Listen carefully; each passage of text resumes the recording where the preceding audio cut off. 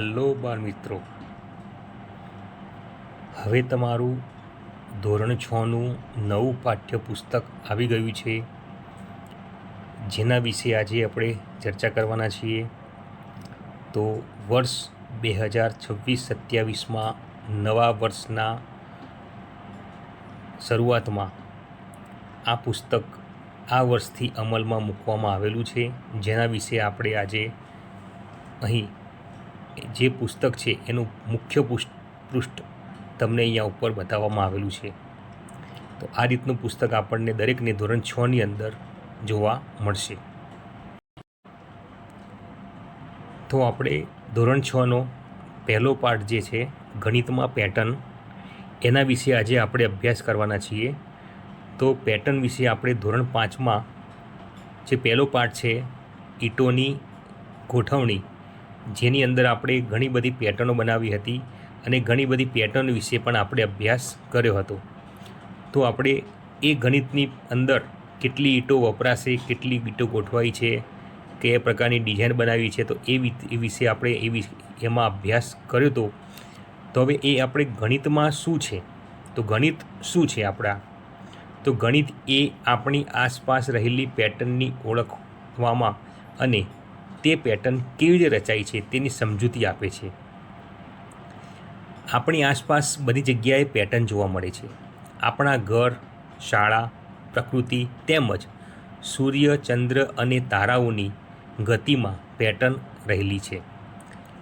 આપણે જે કંઈ જોઈએ છીએ, તે પ્રવૃત્તિ કરીએ છીએ, તે બધામાં પેટર્ન રહેલી છે. જેમ કે ખરીદી કરવી કે રસોઈ બનાવવી, દડો ફેંકવો કે રમત રમવી, એ બધામાં પેટર્ન રહેલી છે. હવામાનની પેટર્નને સમજવા અને ટેકનોલોજીને ઉપયોગ કરવામાં પણ પેટર્ન મહત્ત્વની છે. અહીં આપણને પેટર્ન વિશે સમજાવવામાં આવ્યું છે કે જેની અંદર આપણે ઘરની અંદર, શાળામાં કે ઘણી બધી જગ્યાએ આપણે આ પેટર્નો જોયેલી છે અને રહેલી છે અંદર, અને એના વિશે આપણે અભ્યાસ પણ કરેલો છે.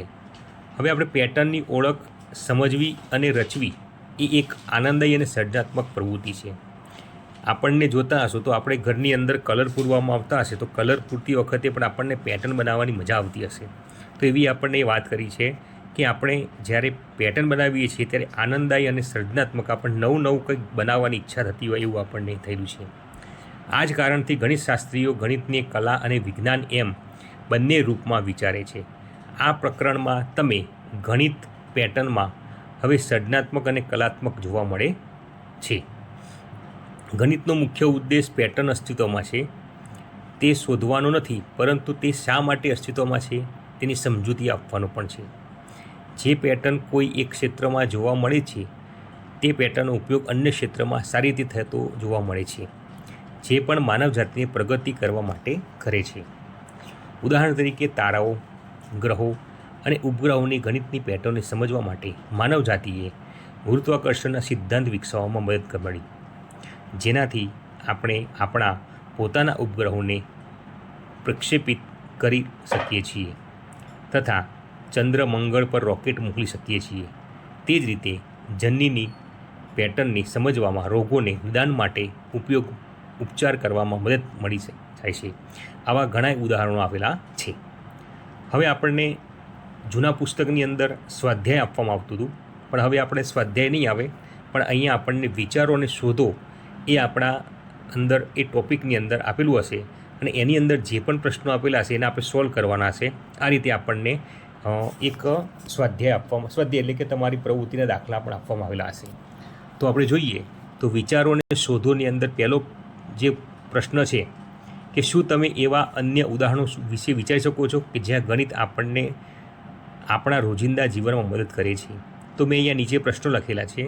તો મદદ કરે છે એ વાત કરીએ તો અહીંયા આપણે આપણા જીવનમાં મદદ કરતું હોય ગણિતની અંદર, તો પહેલાં તો આપણે જોઈએ તો ગણિત લગભગ તમે સવારથી ઉઠો છો ત્યાંથી રાત્રે સૂવો છો ત્યાં સુધી દરેક જગ્યાએ તમને ગણિતની જરૂર પડે છે. તો જોઈએ તો પહેલાં આપણે અહીંયા મેં કેટલાક ઉદાહરણો આપેલા છે. એમાં છે પહેલું પૈસાનું આયોજન કરવા માટે, બીજું છે સમયનું માપન કરવા માટે, ત્રીજું છે વેપારમાં ગણતરી કરવા માટે, રસોઈમાં ઘટકોનું પ્રમાણ જાણવા માટે અને રોજબરોજમાં વસ્તુઓનું વજન અને સમય માપવા માટે થાય છે. આ બધી જગ્યાએ આપણે ગણિતનો ઉપયોગ કરી શકીએ છીએ. પ્રશ્ન બીજો છે, ગણિતે માનવ જાતિની આગળ વધવામાં કેવી રીતે મદદ કરે છે? તો ગણિત આપણને કઈ કઈ રીતે મદદરૂપ થયું છે તેના વિશે વાત કરીએ તો એન્જિનિયરિંગ, આર્કિટેક્ટ, કોમ્પ્યુટર બનાવવા માટે આપણને ગણિત ખૂબ જ ઉપયોગી નીવડ્યું છે. એ સિવાય આપણને બાઇક, કાર જેવી વાહનો ડિઝાઇન બનાવવા માટે પણ ઉપયોગી છે. મકાન અને પુલ બનાવવા માટે પણ ડિઝાઇન આપણા માટે ખૂબ જ જરૂરી છે. ચોથું, હવામાન વિભાગમાં હવામાન જાણવા માટે કે કેટલો વરસાદ પડશે, કેવું વાતાવરણ રહેશે, કેટલી ઠંડી પડશે, કેટલી ગરમી પડશે, તેના માટે પણ આપણને ગણિત ખૂબ જ જરૂરી છે. બીજું, યાંત્રિક સાધનો બનાવવા માટે કેટલાક સાધનો જે બનાવવાના છે એના માટે પણ ગણિત ખૂબ જ ઉપયોગી છે. વૈજ્ઞાનિકો દ્વારા વિવિધ દવાઓ બનાવવા માટે પણ